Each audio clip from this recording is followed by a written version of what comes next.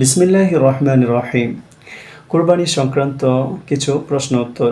১ নম্বর প্রশ্ন, নবী করিম সাল্লাল্লাহু আলাইহি ওয়াসাল্লামের পক্ষ থেকে কুরবানি করা যাবে কি? উত্তর, যাবে, তবে সামর্থ্যবানদের জন্য এটা উত্তম। এটার গোশত সবাই খেতে পারবে। ২ নম্বর প্রশ্ন, খাসিকৃত পশু দ্বারা কুরবানি করা যাবে কি? উত্তর, হ্যাঁ, যাবে। ৩ নম্বর প্রশ্ন, বিদেশে অবস্থানে ব্যক্তির করণীয় কি? উত্তর, ওনার পক্ষ থেকে দেশে কুরবানি দিলেও হবে। ৪ নম্বর প্রশ্ন, পশুর চামড়া কি নিজে ব্যবহার করা যাবে? উত্তর, হ্যাঁ, পশুর চামড়া নিজে ব্যবহার করা যাবে, তবে বিক্রি করলে টাকা সদকা করতে হবে। ৫ নম্বর প্রশ্ন, জবাইকারীকে পারিশ্রমিক দিতে হবে কি? উত্তর, পারিশ্রমিক দেওয়া উত্তম।